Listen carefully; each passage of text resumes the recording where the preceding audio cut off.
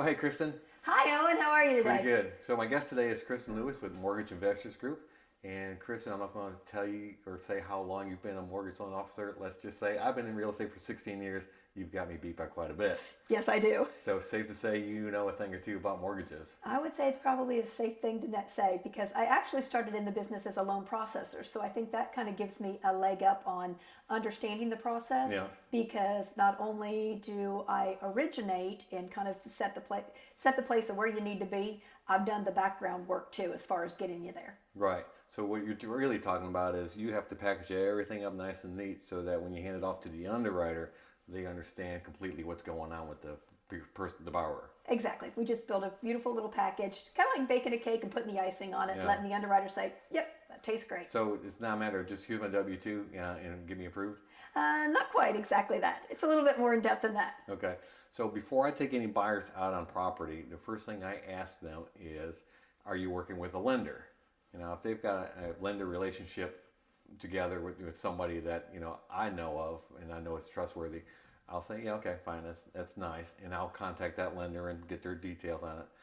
But if they're working with like one of these big, huge companies, I don't want them to work with one of them. I want somebody local. Why would I want a local lender like you? Well, I'll tell you why. Local lending provides a lot of advantages, and one of them is just like you and I, sitting here talking back and forth. We can chit chat, we can go over some stuff. If there's anything that we need to work through, you've got a person that answers the phone that you can talk to, and we can get everything straightened out that way. The other thing too is that I know Mortgage Investors Group offers local underwriting. They offer local everything. So everything is all processed in-house and it just makes for a smoother transaction. We have a database of appraisers that we use that are all familiar with the area. So all in all, it's just a better, more fast, efficient service. Yeah, nobody wants a transaction that goes south because of a bad appraisal. Exactly.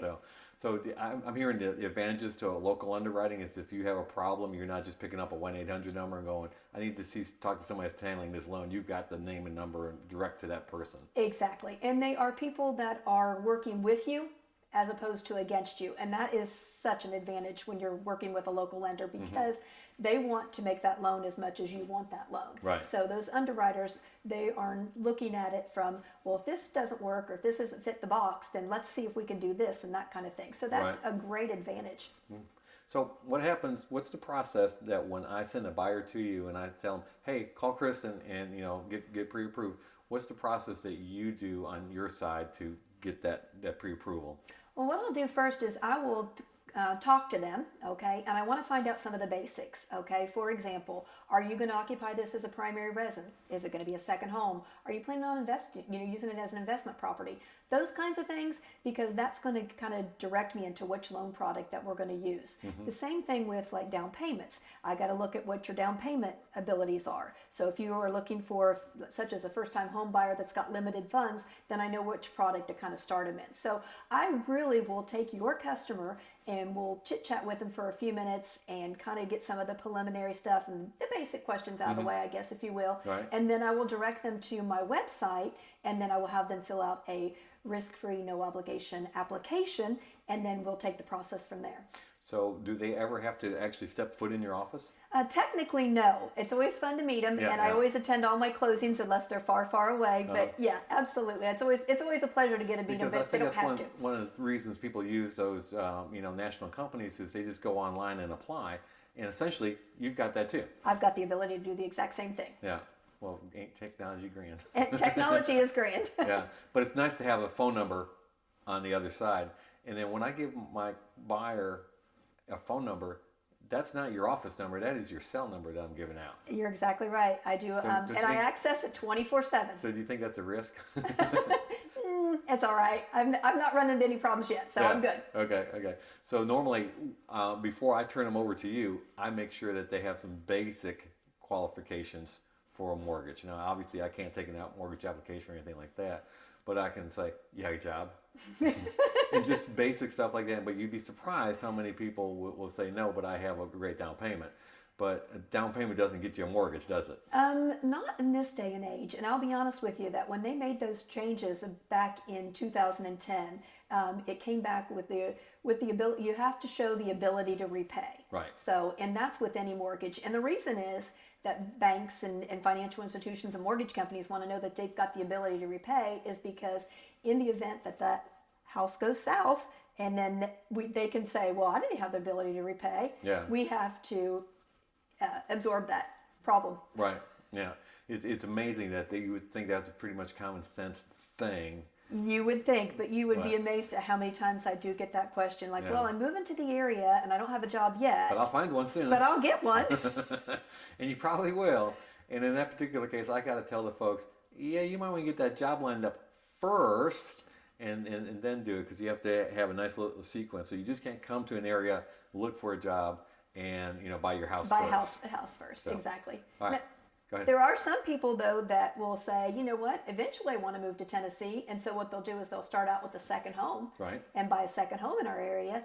And that way we would use their income from up there. We would use their jobs and stuff like that or whatever. And then when they eventually moved, not like the next week or anything like Right. that, but when they eventually moved down a year or so later, or sometimes even shorter than that, Yeah. that would work. One of the cool new trends that I'm seeing because of the COVID stuff that's happened recently, people are working from home. So it really doesn't matter if you're working from home from California, New Jersey, or right here in Tennessee. It really doesn't matter. That income stream is coming to you wherever you're actually working. Exactly. And we do have a provision for that. They say that as long as we can get something from your employer saying that you can live anywhere and work, still continue to work. Right. Golden. Cool.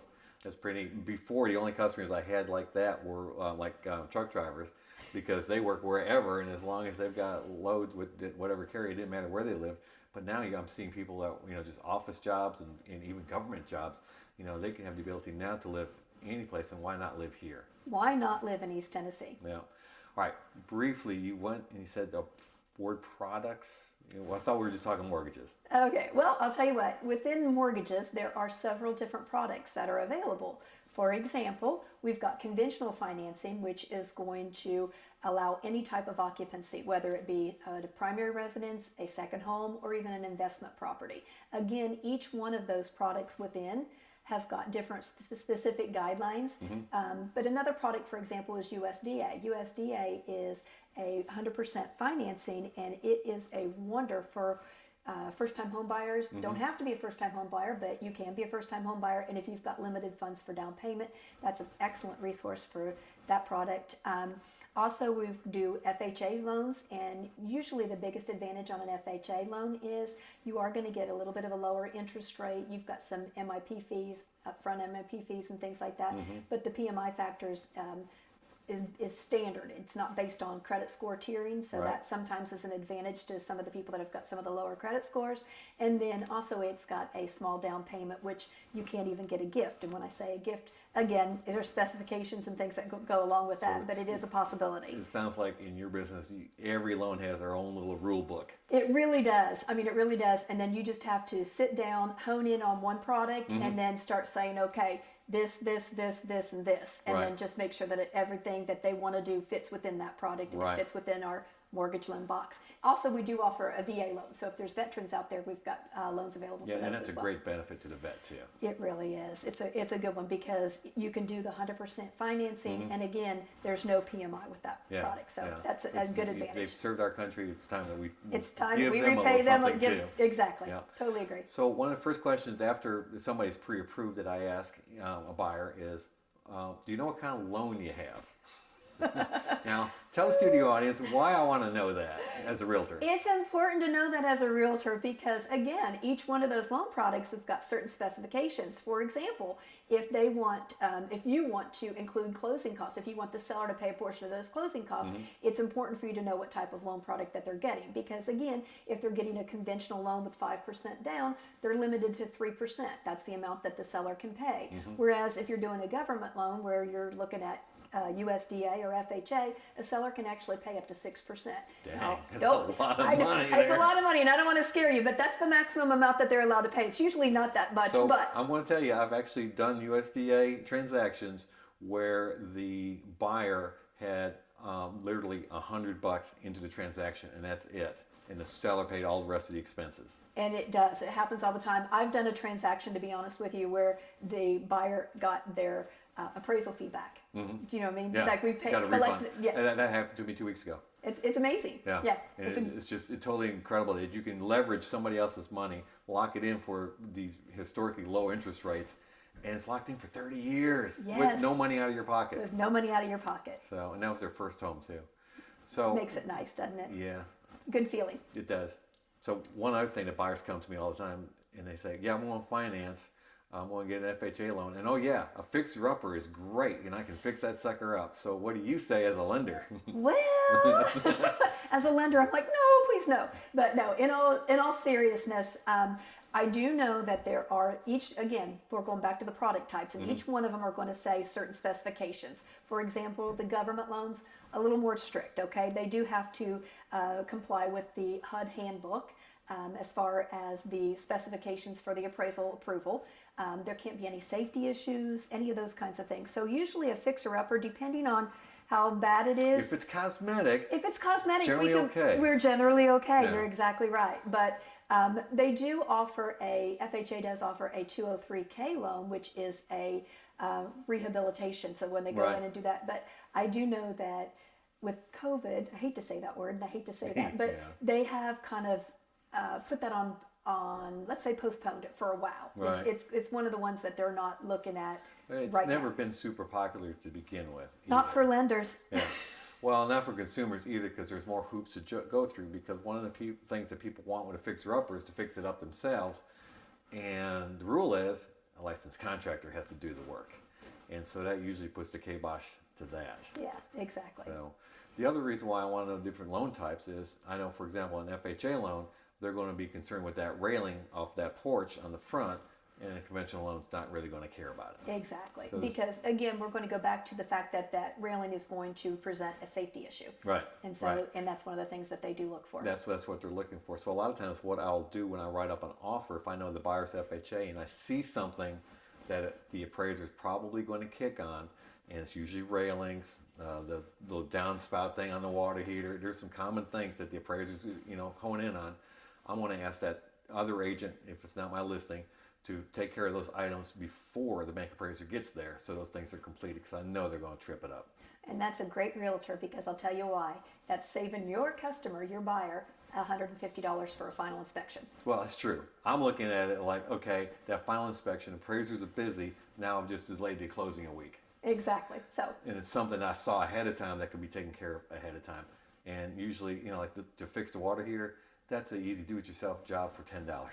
there you go. $10, $150 reinspection fee. There you go. know? There you go. No brainer. Yeah. So, okay.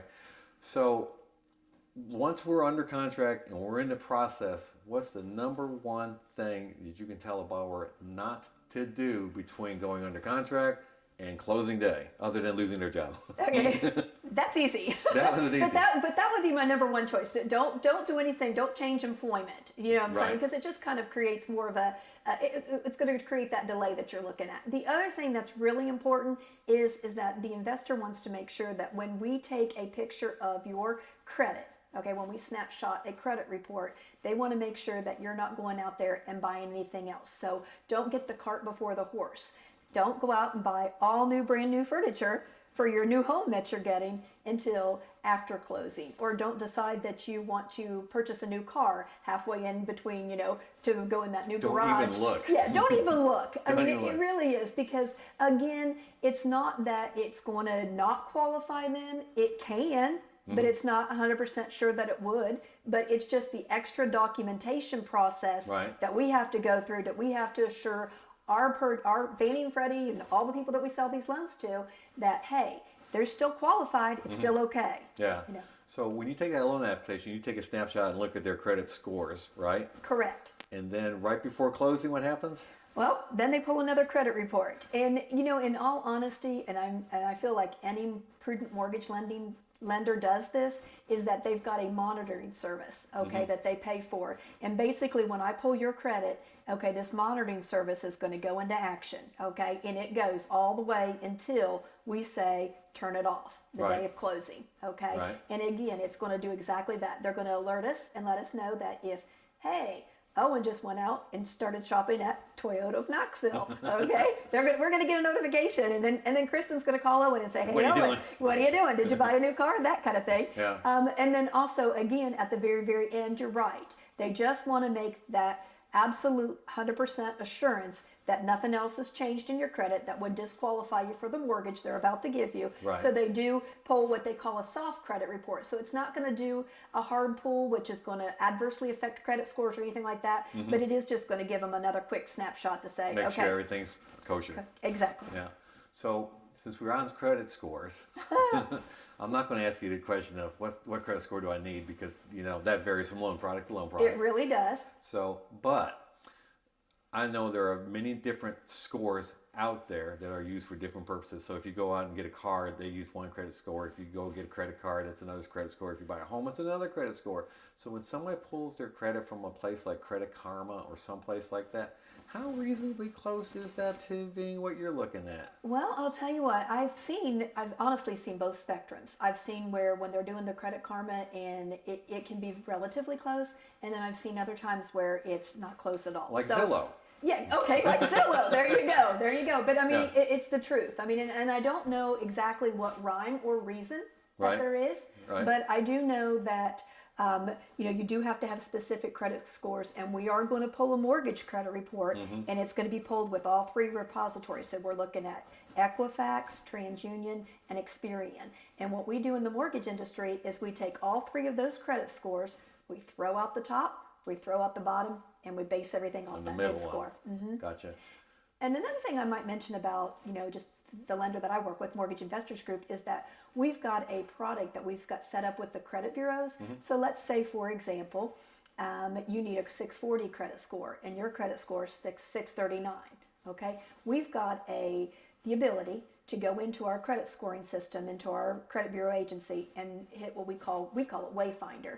And we say, hey, we need a 640 credit score. And we punch a button and it tells us What gets you there? what gets you there. Oh, cool. It's really cool. And it does help. I mean, it's not something that we use every day. Yeah. And it's not, but it does kind of give somebody an idea of what they need to do, what they need to work on. Right. And So is it a good idea that before they even start this process, they pull their credit reports from all three and make sure that it's accurate?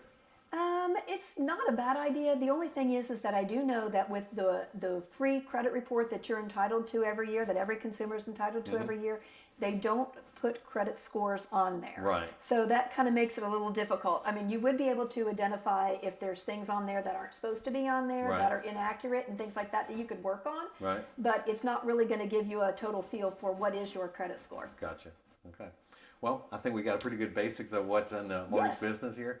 So in future videos, we're going to talk in depth about the different loan types and why you might use one over the other. Absolutely. But Happy in the to do it. meantime, if you need a mortgage, call Kristin Lewis, a Mortgage Investors Group. What's your phone number? My phone number is 865-640-7494. And if you need a good realtor, of course, you're calling me, right?